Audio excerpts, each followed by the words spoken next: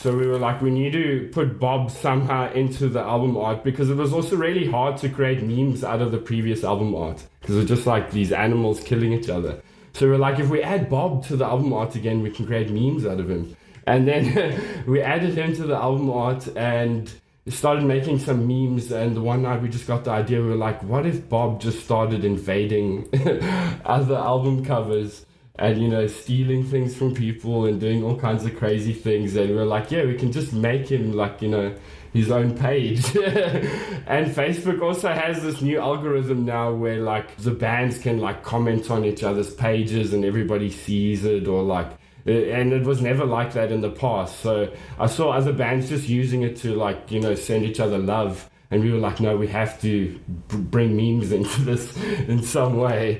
And that's pretty much how it kicked off. Hey, what's up, Vox and Hops heads? I'm Matt, the vocalist of Cryptopsy and the host of the Vox and Hops Metal Podcast, brought to you by Sound Talent Media, where I sit down with fellow metal musicians, talk about their lives, music, and craft beer. I've been having a glorious week so far. I most certainly have been. Before we jump into today's episode, I would just like to ask you to follow the Vox and Hops Metal Podcast on the podcast platform of your choice. But more than that, I'd also like you to tell a friend about the podcast. If you have someone in your life that loves metal and craft beer, well, then you should absolutely talk to them about Vox and Hops. You can tell them that there are over 290 episodes with some of the world's biggest metal musicians available for them to listen to. If you were to encourage someone to become a future Vox and Hops head, that would be something that I would truly appreciate. Now, in today's episode, I'm with Duncan Bentley of Vulvodynia, and this episode was recorded during last week's Thirsty Thursday virtual hang. Get ready, everyone. This is Vox and Hops episode number 292.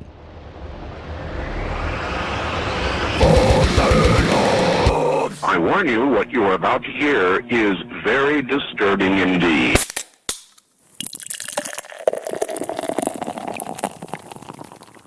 Hey, what's up, everyone? Today I'm with Duncan Bentley of Vulvodynia, Sinners, and a band name that's far too long for me to pronounce. How are you doing, Duncan? I'm doing amazing, man. It's really good to be here. Like, it's so good. It makes me very happy to be with you. You have accomplished something very unique throughout the past few months. You are probably the most exciting extreme metal band on the internet. I'm in awe of what you've created. We're going to cover that, but first I would like to talk about how did you cope with the glorious year that is now behind us of 2020 into the lingering, now we're halfway through 2021. How did you cope with the time at home? No, it felt like we were thrown into the dark ages. Because like the whole of 2020 as well, like alcohol was actually banned in South Africa for like most of 2020. Yeah, so like it was like we were back in the prohibition days, and like people were selling alcohol like, you know, under the radar, like for really expensive prices, and like, yeah, just to get a beer, man, it was like triple the cost. So yeah, it was kind of hectic. But finally, we've got alcohol back and we can have our beer and stuff. And yeah, no, it gave us time to just sit down and like write a new awesome album. Like it's like the first time we've actually gotten to like write an album together as a band, whereas the previous albums were all written like in our studio, you know, bedrooms separately and like emailed to each other and sent off to producers and whatnot. So yeah, it gave us time away from touring just to focus on a rad album. That's incredible. I definitely want to go back and touch on this. Why was there a new liquor ban? Was it because of the pandemic and everyone was at home, or was it just a happenstance that it happened in 2020? I don't know. I think they just associated alcohol, and it was actually a cigarette ban as well. They associated both with people just like partying and not obeying the lockdown laws. So they're like, okay, if we take away alcohol, then people will maybe obey the lockdown laws. But it just like, you know, it went underground. And people just started charging whatever they wanted to for it. And yeah, it got quite brutal. That sounds brutal. I was worried at first when it happened here in Canada, but they made liquor an essential service, and that made me very happy because it is essential, at least to me. Yeah. I don't know how they expect you to cope with lockdown if you can't have a beer. Incredible. I am also interested writing a record with the full band for the first time. What was different versus everyone working on their own? How did that affect the creative process of this new record? like it was just so rad as well, because all our previous albums were all like programmed drums, and like this was the first time as well that we got to send our drummer Tom into studio and record real drums, and also just being able to bounce ideas off of each other. Like when I used to record vocals on my own, like I'd write the lyrics and go into it, and like, you know what I mean, not have anybody else to bounce ideas off of, whereas now we could all write the lyrics together as a band and be like, no, we think we should change this and this should happen and whatnot. And we got to do that with everything, even the riffs and like the drums and every aspect of the album. So it's just rad to be able to bounce ideas off of each other and finally work together, because it's just working together on this album has shown us that it's like what we need to do on future albums. We can't be, like just writing on our own in our studios and bouncing ideas off of each other like that. We have to meet up and take that 6 months off of touring to just, write something awesome. That's incredible. Vox and Hops is all about hanging out with my metal friends, talking about their lives, music, and craft beer. Now, what beer are you going to be drinking tonight, virtually sharing with us the Thirsty Thursday gang? Because this episode is being recorded live at a Thirsty Thursday virtual hang.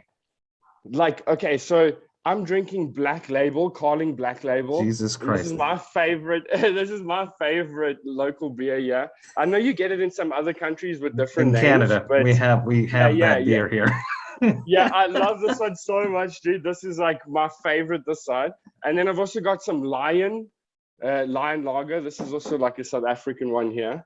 Very cute. And this one's like super cheap and and cost effective. And then at the back behind me here, I've got Hansa, which is actually like a Czech beer. Yes. I also enjoy that we get here. It's like also very popular this side. And then I've also got Windhoek. Windhoek Lager. This is from Namibia. It's also one of my favorites this side. And one more on this side. Castle Lager. And this is, another one. I think you get it worldwide as well, but it started off in Johannesburg, South Africa. So I've got a few beers, but I just decided to get like 5 of the most popular beers that you can get in store, Amazing. I love that you have the Black Label, Carling. We got Dan immediately put into the chat. That was the first beer he had when he was 7 and he puked. So I would vote that you start with that in honor of Dan, who's a part of the Vox and Hops Metal Review crew. On my side, I have a very strange beer that I've been wanting to tackle, but it's a complex beer. It's a complex experiment. And I wanted to do it in a video form, so what better way to do it this way? This is from À la Fût, and it's basically, it comes in this little package here, which I've dismantled and torn apart. It's their chai Riff, which is basically sheriff. À la Fût is always like cowboy themed. It comes from a city called Saint-Tite in Quebec. So this is 2 beers, and the purpose of these 2 beers is that you have to mix them together.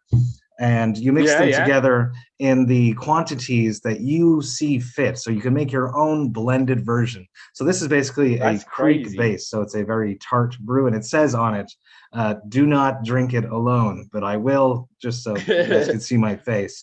And this is their Cowsure Framboise, which is a saison, a sour saison with raspberries. This is 5.4%. The other one is 5%, if I remember. I'm going to pour this out. I have my classic Vox and Hops glasses going here. I have a shooter with a 2-ounce shooter, so I'm going to go 50-50 to start to see how that tastes. But first, I'll taste them alone, just to see how that goes. I'll start with the one that I'm supposed to drink, which is the Cowsure Framboise.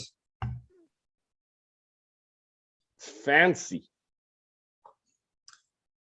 Smells delicious. Smells like delicious raspberries. Cheers to you. Cheers. It's fantastic on its own. Absolutely delicious. Let's see this one that I'm not supposed to drink on its own, because I don't like, we're metal. We don't listen to rules, right? Oh. Yeah, I wonder how that this is smells on its oaky, barrel aged. It's a Krieko. It's a cherry griot. The Ceres griot, which are wild cherries aged in oak. Nice. It's very tart. Very, very tart. So let's do a 50-50. That's 2 ounces of that. And I got 2 ounces of the raspberry. So that probably just improves that tartness and just mellows it out a bit. Let's see what this has got. Cheers to all the Thirsty gang that's here with us tonight. Woo! Fuck yeah, guys. Okay, well, 50-50 is nice. I'm gonna sip on that, and I'm gonna throw out as I'm going through the interview. I'm gonna keep doing. Yeah, like one more blends. thing. The black label in South Africa, we call it Zamalek. Like Zamalek. That's it. Yeah, that's its nickname. Like it's so popular. Yeah, it's like probably the #1 beer. Everybody has it. Amazing. So that's no so idea. weird. Yeah. It's definitely one of the first beers for many Canadians. So I think that's very interesting. Let's talk about beer. Well, let's talk about your first beer. Do you remember the first beer that you ever drank? Yeah, it was probably a Castle, like that last beer that I showed you guys there. Mm-hmm. I still remember, like it was in the fridge, and like I saw it, and I was just like, oh, should I? And I drank it, and like I remember my parents came home and they immediately knew that I was drunk, and I drank my dad's beer stash. So I was in quite a lot of trouble. How about craft beer? Has craft beer come into South Africa? Is there a craft beer scene on the level of the United States and everything else? Has it hit South Africa yet? In my opinion, it's not on the level of like the US and other places. Like it's quite a small and niche thing here, especially where I am in Port Elizabeth. It's like quite a small city. But in Johannesburg and Cape Town, there are quite a few craft breweries that side. I know that our drummer Tom's been talking to a brewery in Cape Town. I actually can't remember the name at the moment. But yeah, so we actually want to do our own craft beer at some point, like a Vulvodynia beer. We thought that would be quite rad. But there are a lot of artists that have beers at the moment. There's like this band called Fokol Polisie-Car, which is like a punk band from this side that's been going since the 90s. And they have their own lager called Fuck Off Lager, which means like fuck off lager, yeah. And then we've got like Jack Black craft beer as well. And like, actually, I don't know too many craft beers, to be honest. No stress whatsoever. There's never stress. The beer with VOX&HOPS is just the icebreaker. It's something two friends just hanging out. There's no pretentiousness going on here. We're just friends hanging out, talking about our metal lives too. Oh yeah. Which leads me to the soundtrack of your youth. When you were growing up in your parents' or guardians' house, what music was playing when you were not in control of the radio? What music did your parents or guardians listen to? Like the awesome thing was my dad was into all the old school like classic rock. So like Iron Maiden and fucking Metallica and Black Sabbath and AC/DC. And so I just grew up around that. And I guess as I grew older, I just want to progress to, more brutal music. And when you discover more brutal music, then you just want to move on. Eventually you find like brutal death metal. And then it's like, no looking back. What would have been the first band, the band that was yours, that didn't come from anyone else, a band that you discovered, that you cherished, and then you started showing everyone? It would probably be Obituary. Like, really? I remember back in like 2006, my sister was actually dating this dude, and he had like the entire Obituary discography on like a disc that he gave me. And I remember listening to it at first and I was like, this is so heavy, and I blasted it and my parents got really upset at me. And that made me just want to listen to it even more. And just like Slowly We Rot by Obituary, it just like it changed it for me. And from there I just wanted to find anything that was way more brutal, and it's just like never stops. That's incredible. That's incredible. I'm interested to hear about your first show, the first live music experience that you ever went to go witness. Yeah. For me, it's probably going to be like, it was a local deathcore band called The Dead Will Tell. And there was another band opening up for them called Dean Crescent. And these were all bands back in like the MySpace era. And the thing about South Africa is we don't have a lot of bands this side, and like a lot of them don't want to really go in the brutal direction. So for me to go to that show and have that be the first show I went to was quite rad, because they were pioneers in like the heavy music scene in South Africa back in the day. So it was quite rad. Very interesting. I'm also very interested in the South African scene. I know that, being in Canada, I'm lucky that I'm from Montreal. The people from the prairies, Dan knows what I'm talking about. Tours don't come through as often as the States, as Europe. South Africa, it does not get many tours at all. Yeah. Kripchopsy is one of the many places that I've never played, as is South Africa. Yeah, man. And it's like, I feel like it's so untouched. There's so many people that you could play to, you know what I mean? It's just like a lot of bands don't think it's a viable option, but it really is. And now since COVID, it's like, it's really sent us, because the last band that I watched in South Africa was the Black Dahlia Murder. Wow. And they had a ball, and it was at like quite a big festival with a ton of people. And yeah, after COVID hit, I think that's not going to happen in South Africa for quite a while again, because all the new variants keep appearing from this side. That is sad. But it will come back. It will come back. I think a few years, probably like 5 years or something like that, and then we'll start getting good shows again. It's just like we need investors, people willing to pay, you know what I mean, and fork out the money to bring the bands over. And you might always be working at a loss or something like that. You never know. And that's happened to a lot of people that have brought bands over the side. And it's just like, you have to pay the bands, but then it's like you end up going into debt. But it is a viable option on tour if you just play like 3 shows, 3 big festival shows in like Johannesburg, Cape Town, and like perhaps Durban or Pretoria. And you can really make it worth the while, like worth the trip, and just do cool touristy things in between, like go and check out the Big Five and Lions and safari stuff. It's a different world. What I was interested in, being from Montreal, I knew that it was possible to become a rock star, to become a touring musician, to make music something a part of my reality. Being from South Africa, was that an option? I could go to my jam room, Cité 2000, and there was Despised Icon. There was Kripchopsy before I was in Kripchopsy. There was, I crossed Voivod every now and then. It was a reality. What was that reality from South Africa? It's like, how do you decide to become a extreme musician and then accomplish that fact? But as a kid, was it ever like, this is going to happen?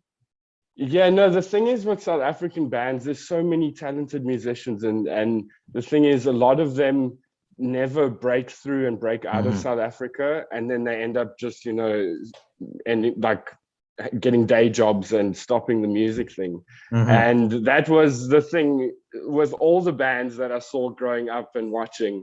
So when we started Vulvodynia, I wanted to just be that type of band that smaller bands in South Africa could look up to and realize that they can break through. Because it is like in South Africa, we're always taught that you can't be brutal or play brutal music and expect to do well with music. And we've proven all of them wrong, because like Vulvodynia is doing better than like some rock bands and like rock artists or like, commercial artists and bands in South Africa. So it's super rad, and we just want to be that influence and that like inspiration to the smaller bands. But there were a lot of artists that influenced us, and that did break through. There was like Groin Churn, for instance, from the 90s, like a super sick grind band from South Africa that hit the Europe scene and done really well. And then we had like the Dead Will Tell that I mentioned. They'd done one Australian tour, so they did break out of South Africa, which was pretty rad. But we're like the first brutal band to just do it, consecutively, like just keep going overseas over and over again. So you're going to be that band, all these young bands that are starting. Yeah, we really want to be, you man. are that like band that's going to give them that fuel. Yeah, exactly. They did it, we can do it. Smaller bands this side ask us, like, how do you guys do what you're doing? I'm so willing to just, spill the beans on everything that we do, because I want to be able to help the African music scene and get it recognized worldwide with, good music. Fuck yeah, that's amazing. I'm going 75% the Cowsure Framboise, 25% the Boughs de Kriek. Let's see what this has got. Cheers. Whoa! The raspberry's way more strong, bro. Oh, this is good. It's less oaky, more yes. The raspberry's more kicking, of course. Delicious, amazing. Definitely interested about hearing your first time on stage. Do you remember your first show? Yeah. My first time on stage was actually with a deathcore band called Shadowed by Serpents. We have like a little 2-track demo up online. And yeah, I joined the band back in like 2010, and we played at a festival called Peter Fest in Bloemfontein, like a little town in South Africa. And it was just so rad. It was awesome. Yeah. So it went well. You were prepared. You were rehearsed enough. Yeah, no, the thing is, I was actually in another, like a thrash band called Thunderkill. And I was in that band for like 3 years, and we had like 10 tracks, and we were ready to go. And I was the only one going like, guys, we need to go and play a show. Like, we need to play live. And they just kept going like, no, we're not ready. We're not ready. That type of thing for like 3 years.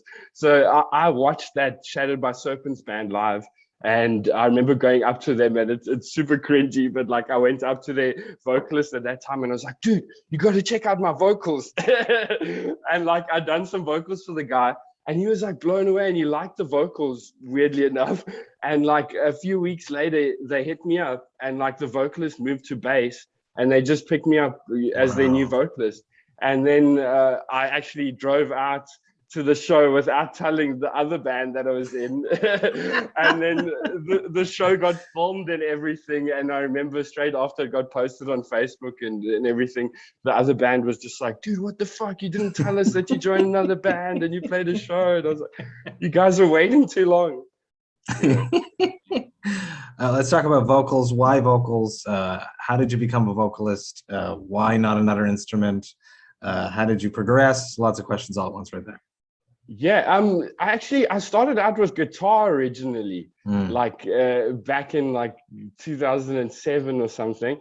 And then I ended up like breaking my pinky. Really? It sounds so silly and so lame, but like I broke my pinky, and like what were you doing?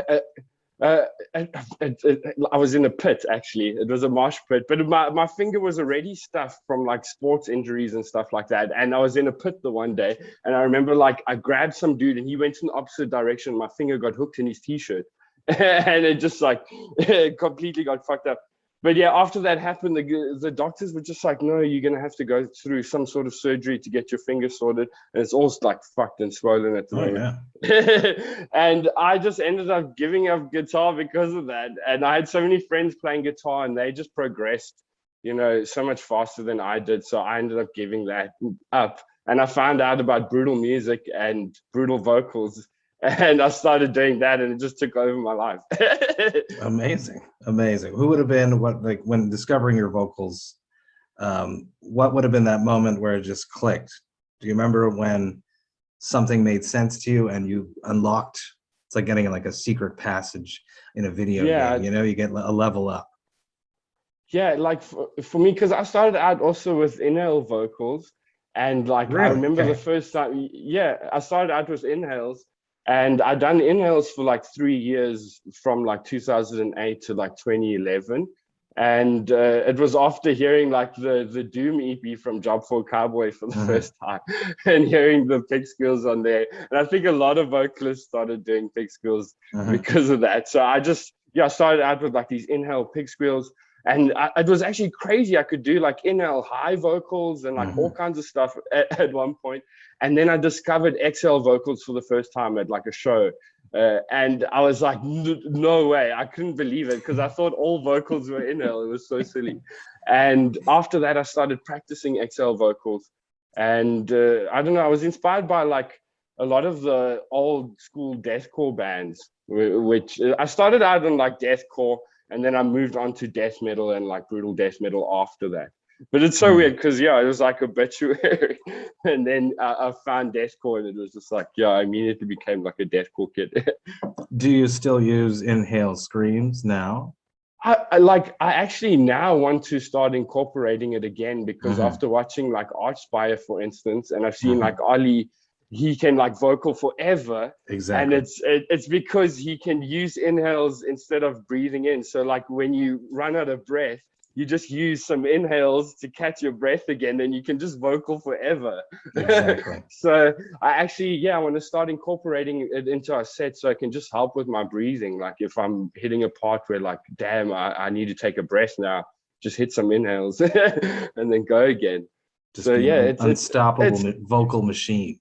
Yeah, I know a lot of people hate on it, but it's like it's another technique, and especially in slam, it's so awesome. A technique is a technique. There is no wrong Exactly, man. Exactly. There's no wrong way of doing it at all. If you're in complete control, then there's nothing wrong with it at all. It still sounds brutal, so it doesn't matter. Absolutely. Let's talk about this new record. I practiced it before, but I'm going to fuck it up. Praenuntius Infiniti. I got it. Let's talk about this new record. Praenuntius Infiniti comes out via Unique Leaders on September 17th. It was mixed and mastered by my boy, Chris Donaldson, Cryptopsy's guitarist. He's one of the best in the world, so I'm very happy that you decided to work with him. Let's talk about that. Let's start with that. How did you choose to work with Chris Donaldson on this record? Yeah, man, like he just like worked on so many releases that we've listened to that we love as well. And when we were doing research for like producers for the new album, we gave everybody a shot, like listening to stuff that they've done. And Chris's stuff was just the loudest and the heaviest out of everybody we checked. So we were like, we have to go with him. And after like the latest Ingested record, it really just sold us on it, and we were like, we have to go with it. And we done 2 tracks with him earlier in the year on a split that we done, and yeah, it blew our minds. It made us sound so heavy and next level. So yeah, Chris is the best. Now you've done something very special with this record, which is basically break the metal internet. When it started happening, I was like, what the fuck is happening? And it was interesting. We can basically say that it went viral on the scale of extreme metal. Yeah, with Bob. Talk to me about how this all came together. I want the story of Bob. I don't know if you've spoken about this before. If you have, I apologize, but I'm definitely curious about how Bob started becoming what Bob the Butcher is now. So pretty much like Bob appeared for the first time on our 2016 album Psychosadistic Design. And he was drawn by Aditya Wardana, this Indonesian guy. And we told him we wanted like a really gross looking killer for the album cover. And he came up with that image. And I remember the first time we saw it, we were just like, Bob, that guy, he looks like a Bob. So we just named him Bob. And when we released Psychosadistic Design, we done some like small memes with him that we released that done really well, and we were like, okay, he's become quite a character that people like. And then we done Mob Justice, which was the album after that in 2019, and it wasn't received as well. So we were like, we need to put Bob somehow into the album art, because it was also really hard to create memes out of the previous album art, because it's just like these animals killing each other. So we're like, if we add Bob to the album art again, we can create memes out of him.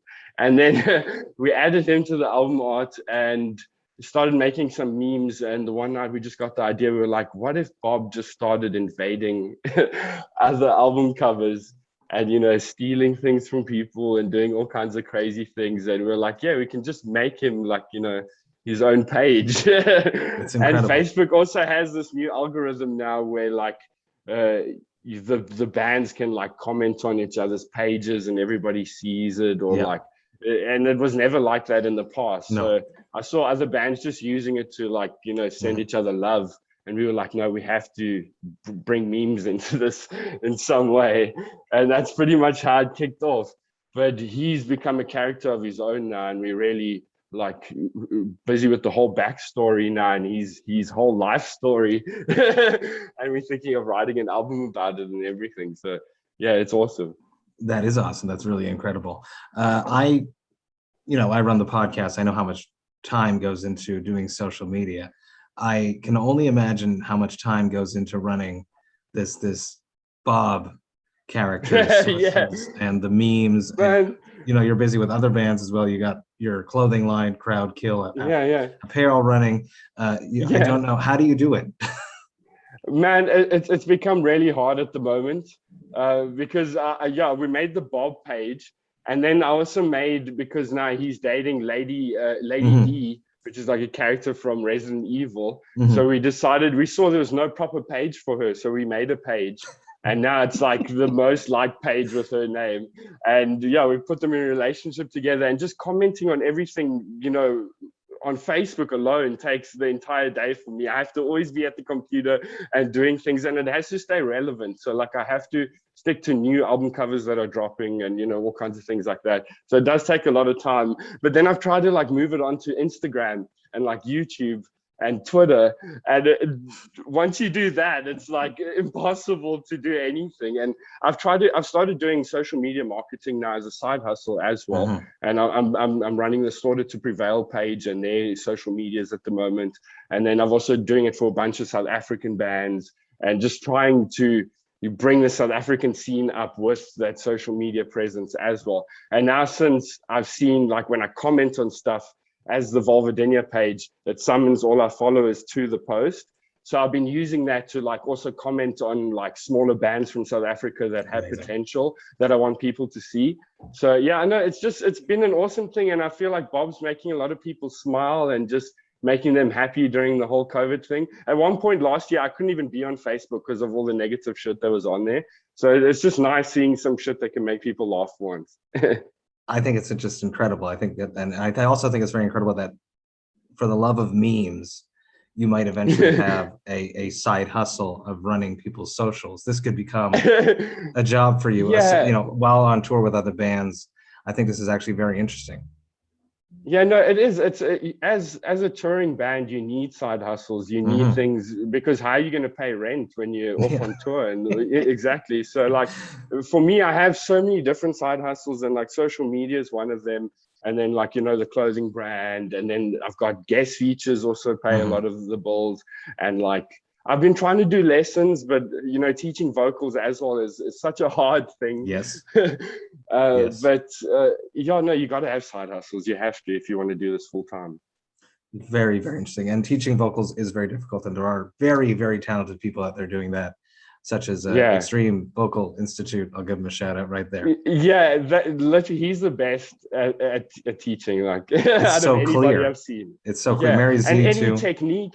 Yeah. Any technique. Sorry, I cut you off. Oh, yeah. No, he's really amazing. Fuck, he can do any technique. He's really good. We had the pleasure of meeting him when we played the US for the first time. Amazing. I just had him on. The episode will be coming up shortly. Shout out to David, your rule. I'm interested I'm interested in, you know, performing is such a big part of our lives. Being on stage, getting that connection with an audience is such a huge part of our lives. I'm very lucky I have the podcast to fill that void. Right before I sit down in this chair, I wonder, am I going to connect? Is this artist and I, are we going to become friends? Am I prepared enough? Am I going to fuck up? That is how I've been filling the void of performing. How have you been filling the void of performing? Man, I feel like it was literally just this album that filled the void for us, because we were like, we can't do anything. And especially being in South Africa, our like visas are the weakest. And with the new variants coming from this side, we were like, we never know when we're gonna, you know, hit the road again.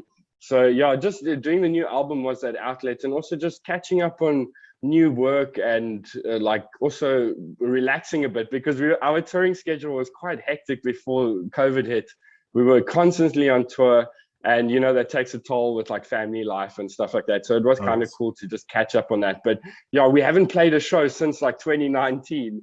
So we did play some, like I think 2 shows in December in South Africa, but because of the lockdown restrictions, it was like maybe 50 people maximum. And it's really not worth it, because we're all in different cities. So it ends up costing more for us and whatnot. But yeah, no, we're dying to hit the road again and just go on tour. So hopefully, like, we're holding thumbs that this Ingested tour in March through Europe happens. Love them. Love Ingested. Love Ingested so much. We talked about it a little bit earlier, but I'd like to go deeper into it. A Vulvodynia craft beer. Now, if you could choose what style of beer it would be and what would you call it, what would that be? Okay, it would definitely be like a lager. And I wouldn't want it to be like fruity or anything. It's got to, I don't know, are there spicy beers? Are there spicy beers? There are, you can have anything you want in the world of craft beer. There are definitely spicy beers. to have a beer that has like Carolina Reaper in it or something that just burns the crap out of you. And then we would call it Satan Brew. Because, I'll tell you why. Because the once we were on tour through Europe with Fit for an Autopsy, and we were on the ferry from France to the UK. Yeah. And everybody took a chance to hit one of those like punching bag machines in the arcade. I hit the machine after everybody, and I hit 666 on the machine. Did you take a picture? We got it on video.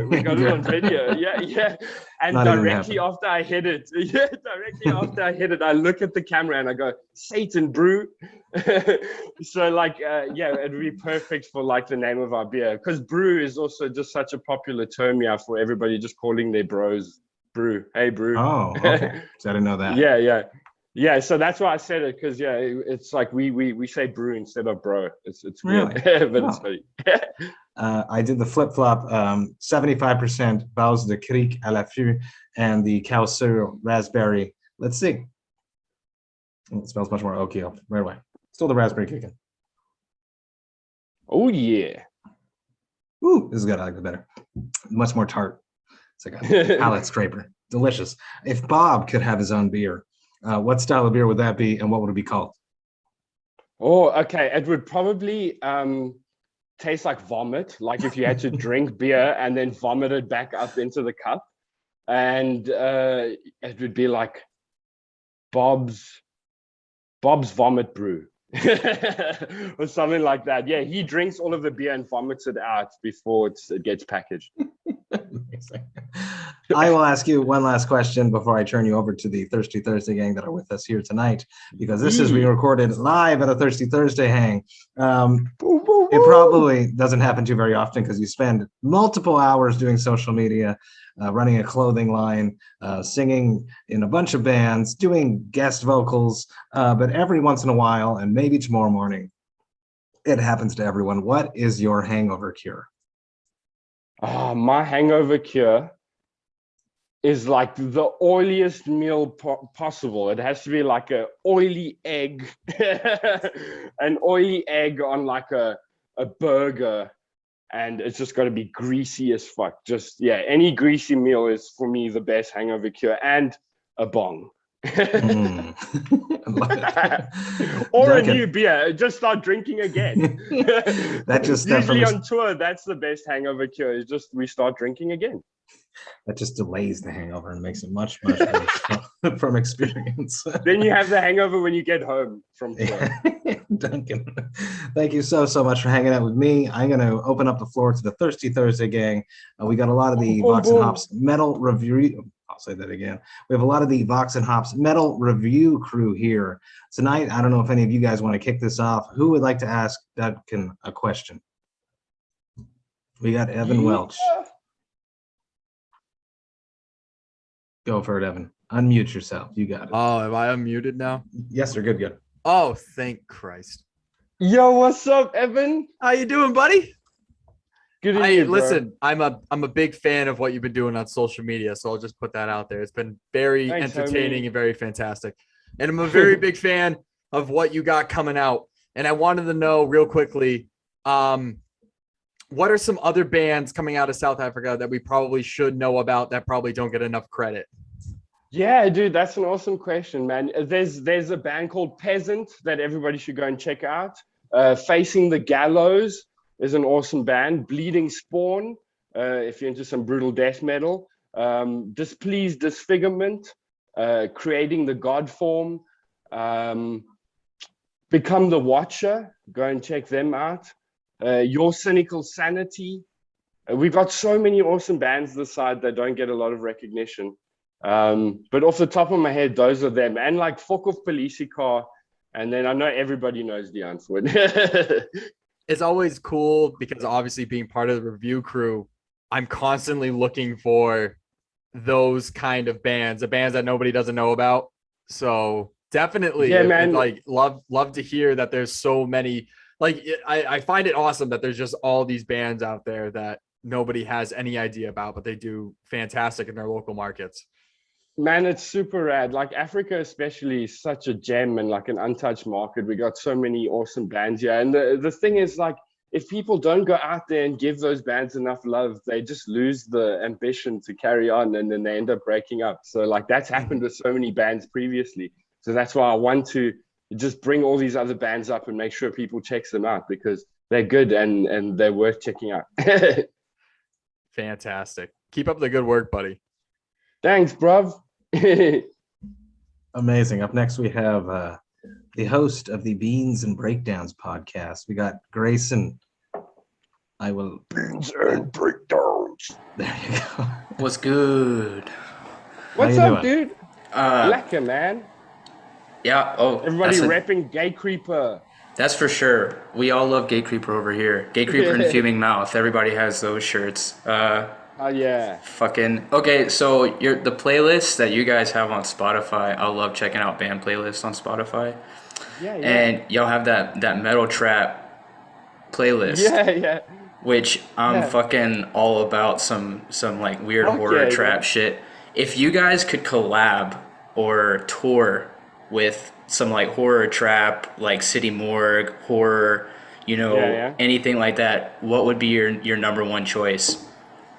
For me, my number one choice would be either Brother Lynch Hung or 3-6 Mafia, because like they're like, OGs for me and I love them so much. But then also City Morgue is like pioneering that stuff for me now, and like Ghostmain as well. And I love all of those artists so much. And we just noticed that there wasn't a proper like trap metal playlist.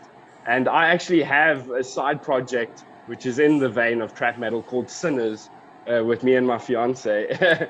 And we love it so much. So we were like, there isn't a proper playlist for this. We went and made the playlist, and it's doing so well at the moment. It's almost at like 1,900 followers without promoting. And I've put Sinners, our project, at the top. And that's actually gotten us almost like 2,000 monthly listeners on Spotify. So for anybody out there, if you're in a certain genre, like make a Spotify playlist for your genre and put your song at the top. And it's the quickest way to get a shit ton more like monthly listeners. Very smart. It's fucking tight. Very, very smart. Cool. Up next, we have Dervites, who's been having a hard time today with the technology. Fuck technology. Always, I hate it.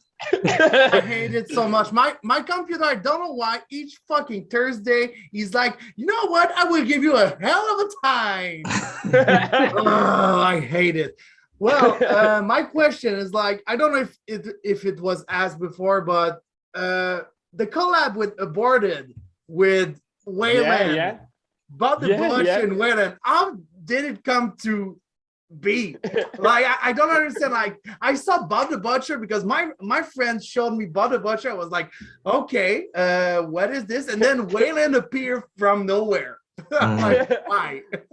No, so what was happening was like, I know like Bob was doing super well and he was going super viral, and like at one point the hype started dying slowly but surely, and I needed some other form of way to keep fans invested.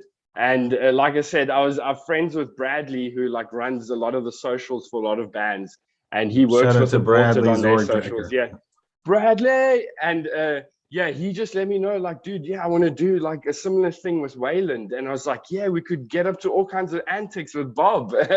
So yeah, it was just so awesome. And like I said, now previously with Facebook, they've introduced this new thing where you can comment on certain posts and then it summons people to the post. So now having like Aborted and Vulvodynia commenting on one post summons so many people onto the post and like brings a ton of, views onto the content. So it's rad. No matter what we want to create, it's the fan base is there to check it out. Very interesting. I think he actually got booted out again. His computer kicked him out. Poor Philip. Shame, dude. But I really like our internet's always bad, bro. Yeah, but you are definitely always on the pulse of what's happening. It must be exhausting. But your Nirvana thing that you did this week was brilliant. Up next, we got Colby. Woo, Colby. How you doing? How you doing, bro? Pretty good, man. You? I'm doing great, bro. Thanks, Awesome. man. I got a question. I want to know if you can tell us more about the butter chicken gang at all. So like my go-to, butter chicken gang. It actually hasn't been healing too well, sadly. I know finger tattoos don't heal too well. But butter chicken is my go-to food when I'm on tour, because I know when you're touring, you can only get fast food at a lot of places. Like you can only get McDonald's and shit like that. And when you live on McDonald's for like a week, you end up becoming gray. You turn into like a zombie. So like the first time we toured the US, we were like eating fast food all the time, and it was just like killing us. And we found this Indian restaurant on the side of at a gas station, and we stopped there, and I ordered butter chicken. And just like after eating that butter chicken, I felt rejuvenated. It was like a warm blanket of like energy just over me. And I was like, I'm only going to eat curry now on tour. And butter chicken isn't too spicy, so it's not going to mess up your stomach in the morning. So I got butter chicken gang tattooed on my fingers. Freaking awesome, man. And being from South Africa, do you guys fuck with the Antwoord at all, or no? No, we do. We like their music, just as people, not too much. But it's actually in South Africa, it's Afrikaans, and it means the answer, and it's pronounced die antwoord, like that. So it's always brought up because I feel like they're the biggest musicians that have come out of South Africa besides like Caesar. So they always get brought up. But we fuck with their music. Cool. That's all I got for you, boss. Thanks for answering. Thanks, Who else, bro. Who else here has a question? Who else here has a question for Duncan? Oh, Taylor. There you go for a button. Hey. What's up? What's up, Taylor? What's up, yo, how you doing, bro? Huge fan, man. Not gonna lie. Thanks, bro. Appreciate you. I got a couple questions. It's kind of debated online, but what do you consider your band Vulvodynia to be in a genre basis? I feel like we're always shifting genres, bro. Like when we started out with like the demo tracks, we wanted to go straight slamming brutal death metal. And then after the EP with Cognizant Castigation, we wanted to go in more of the slamming deathcore direction. Like we were heavily influenced by Ingested and Acrania when we started out. They were like our main influences. But I loved all the old school slam bands as well. And I just wanted to incorporate the old school slam elements into it. And with Psychosadistic Design, that's why we brought back the demo tracks, because that was like our homage to slam for us. And we just thought about it, and it's like so hard to top that, because that's like our slam album. So when it came to writing the new album, we wanted to just incorporate like everything that we love doing. And now with our new guitarist, Luandile and Chris, they have their own side projects, Technopath and Xenopolis and the other things. And it's all like prog. So we want to incorporate like prog elements and like all kinds of shit into it so that everybody can find something in it to enjoy. Yeah, dude, Psychosadistic Design is fucking heavy. Yeah, dude. Oh, and I blast that in the car every day. Oh, so heavy. My second question is, would you consider making and selling Bob merch? Man, definitely. Man, that's going to be happening soon, definitely, like really soon, as soon as the album drops, because what we didn't want any Bob sales to like hurt album sales, so that's why we didn't really drop anything at the moment. But the moment the album drops on the 17th, we're going to drop like a special range of Bob merch, and there's going to be stickers and all kinds of shit. So just keep an eye out for that. And we're busy with all kinds of different designs with Bob as well, like in different scenarios and with different artists. So it's going to be rad. There's going to be like a Bob range. That sounds fucking cool. And my third question is, how did you learn exhale vocals? Dude, for me, actually what I've started doing is like, when you warm your hands up, you'll do like that, like that type of thing. And for me, I realized that like to do my exhales, I would use, I know it sounds weird, but like I would use that airflow instead of the normal airflow that would come from my lungs. And I feel like that airflow is harder because it's coming from deeper down, like in your diaphragm. So I would kind of just like, and then just add my voice onto that. And I remember the first time I discovered exhales, it was like somebody doing an exhale pig squeal. And I was like, how the fuck? Like I asked the dude, I was like, how do you do that? And he told me you just go, boy. So you just go, boy, but in death metal style. So you'll start off with a low, boy, and then you do the E, boy, and then you got the pig squeal. So that's how I started out with the exhales. And yeah, it just moved on from there. The way I learned pig squeals was I took like a closed guttural, and then I just lifted my tongue and kind of drove it up. Yeah. That's it, dude. Because wherever you can create the whistle, like if you're doing it with your tongue or with your throat, it doesn't matter, dude. Like it's as long as that wee is there. But boy works perfectly for anybody else trying.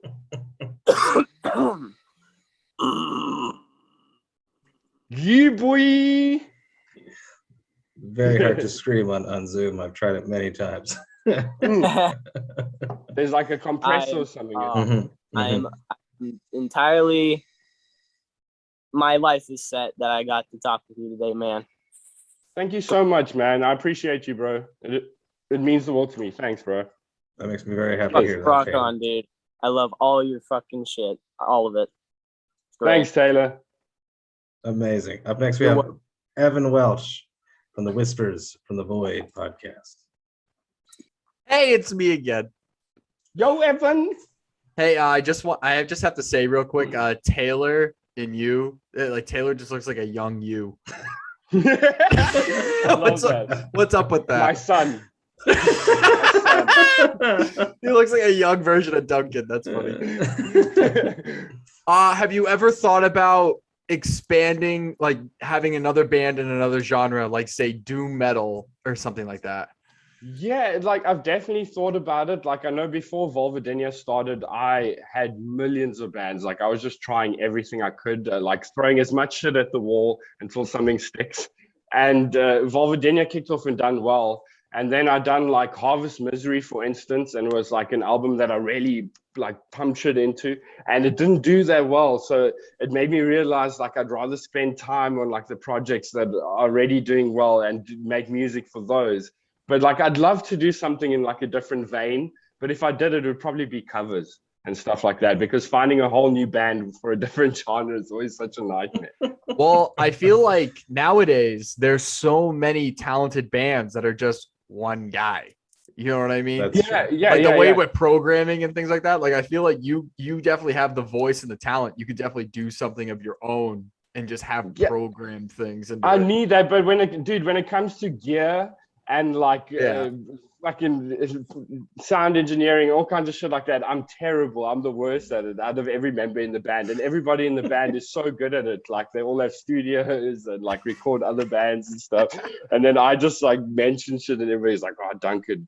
So I'm like the typical vocalist, dude. Like I just carry shit. Like I don't know music theory and stuff like that. Well, do you write lyrics for the band? Yeah, at least I do that. Yeah. Okay. Yeah. Well, and like with Praenuntius Infiniti, like this new album, it was a nightmare, dude. I literally wrote like a novel's worth of lyrics for this new album, and like trying to piece like a book's worth of lyrics into 13 tracks was a nightmare for me. It was like so hard, and that's why I really hope like I chose the right sentences so that when people are reading the lyrics, they actually understand what the story is about.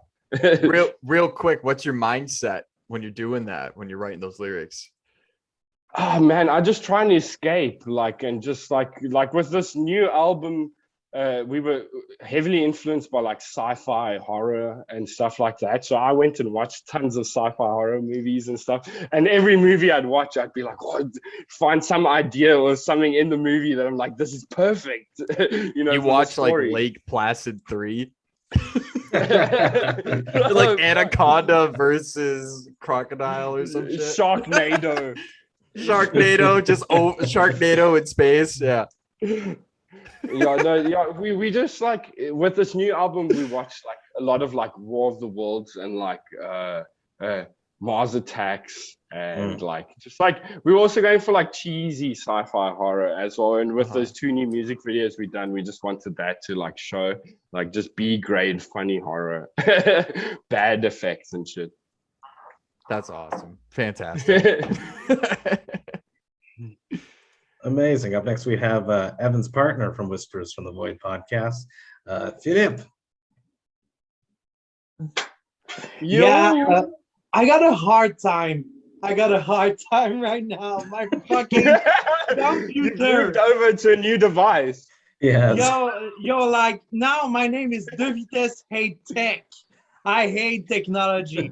Anyway, because like I don't want to ask the same question that I asked, so I got another one. Let's go with, if Bob the Butcher was a wrestler, what would be his entry song? And not the Vulvodynia song, because that would be that would yeah, exactly. That's a good question. Fuck, what would it be? Probably be like Toto Africa. I think that'd be perfect because Bob. Yeah. And let's do it. That song, dude. I've walked in and he's smoking weed to that song, like hanging bitches and vomit and shit. He loves that song, dude. That's perfect. That's perfect. I just imagine Bob the Butcher with Toto Africa. It's perfect. Perfect. Thanks, man. Incredible. We got Brian. Yo, hey, Brian. Man, what's up?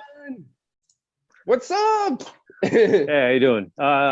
2 quick questions. Laka. First one, 3 current favorite albums or albums you listen to the most, and you get to pick a tour with 5 bands of any genre. It doesn't matter who you're going to go with.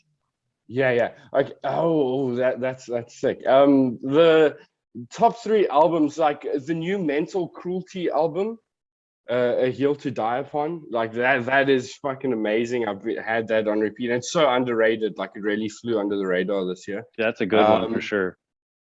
And then like the Lost City Morgue album, which is like in the trap metal vein from last year, that's been on like repeat all the time. And then also the Last Ingested record. Like the Last Ingested record is just like, game changing. we because also with Vulvodynia, Ingested was like one of our main influences. So being able to tour with them next year is like such a dream come true for us. And like, it just seems so surreal. So yeah, the new Ingested album. And then wonderful humans. The second one, what was it? 5 bands that we would tour with, or what was it? You could make it whatever, any genre. Doesn't matter. Just who would you want to play a show with? 5 people or 5 bands. Okay. Let's have an awesome show. Yeah. So it would be let's say Vulvodynia. Okay. Abominable Putridity, if they were playing live, just because I want to hear Maddie Way just spit live. And then Cryptopsy.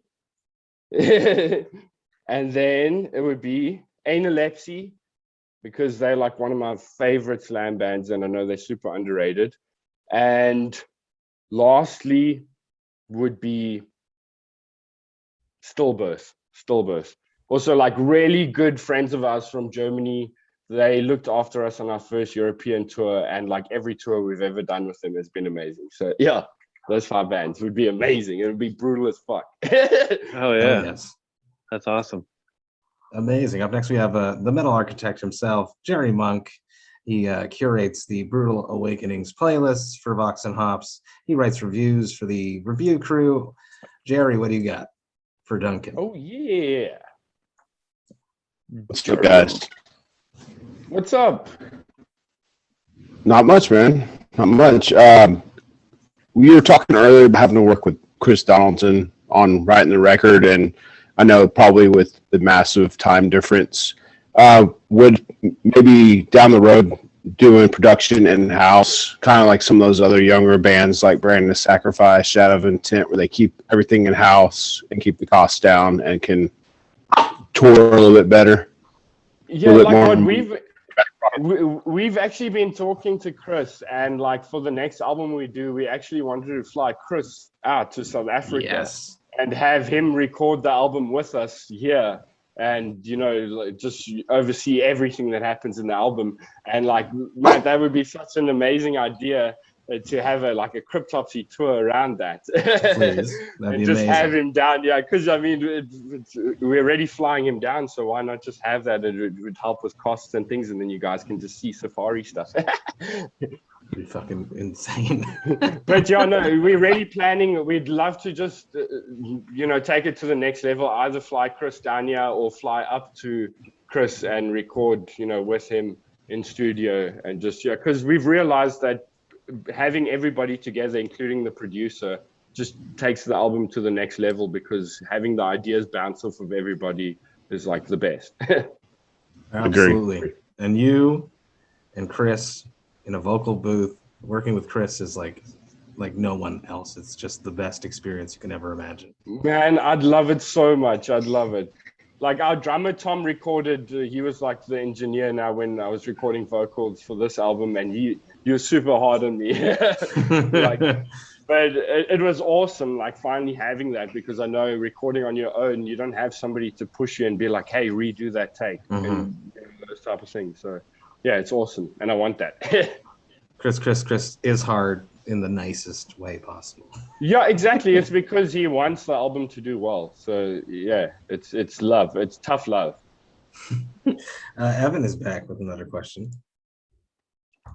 I just keep coming back. I keep coming up with things. What's up? All right.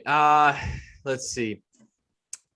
You're in a band, but it's not a metal band. What is it? I'm in a band, but it's not a metal band. It is a jazz band, and I'm doing scat. I'm just like boom, bam, boom, but I'm doing it in slam style, so I'm like but I'm Bob, and it's Bob scatting, and he's like, hey guys,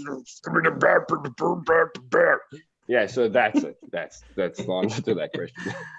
Amazing. If any more questions, if not, we'll wrap this up and we'll just hang out.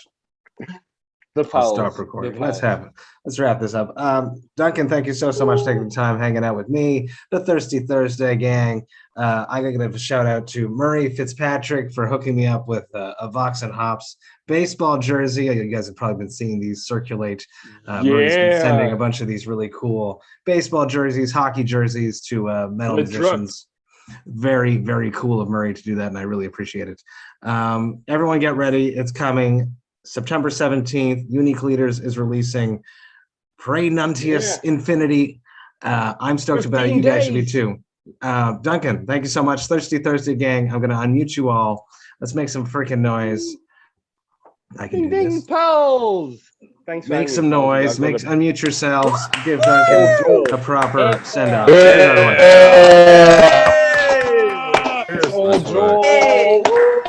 It's like mosh.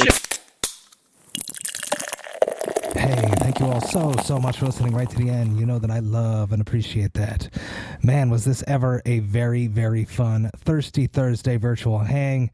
Duncan was an absolute legend. He stayed up very late, considering he was in South Africa and we were recording this during the night here in North America. It was a true pleasure to hang out with Duncan. He is a fantastic vocalist, and I am extremely impressed with everything that he's built on his social media platforms. It is very, very cool to see young people doing great things in this modern age. If you enjoyed this VOX&HOPS episode, you should sign up to the VOX&HOPS Metal Podcast's mailing list. You could do that on my website, voxandhops.com. That's VOXandHOPS.com. And when you do that, you shall receive one email a week containing all of the details of everything that has happened throughout the past week in the world of the VOX&HOPS Metal Podcast, including all the details for any episodes which I've dropped throughout that past week, if I've been a guest on someone else's podcast, any pertinent information for any cool projects that I have in the works, as well as the updated links to any upcoming Thirsty Thursday virtual hangs, and Of course, the links to the Brutal Awakenings playlist, which is curated by my man Jerry Monk, the metal architect himself, and is available on both Apple Music and Spotify. There's just so much going on in the world of the Vox and Hops Metal Podcast. I'd hate for you to miss a single thing, so sign up to that mailing list. I hope you have a glorious weekend. I know that I'm going to be having a great time because I will be at Beer Garden here in Montreal, which is a brand new traveling beer fest. Vox and Hops will be on site during the afternoon. If you see me there, come say hi. I will be recording some content for an episode which I will be dropping next week, and I invited my good friend Danny Marino, the very first guest of Vox and Hops, to come and be my co-host for the whole day. It's going to be an absolute blast. The Vox and Hops Metal Podcast is brought to you by Sound Talent Media. I will be back next week with 2 episodes, one on Tuesday and another on Friday. But until then, remember to enjoy life, metal, and craft beer. Cheers, Vox and Hops hits.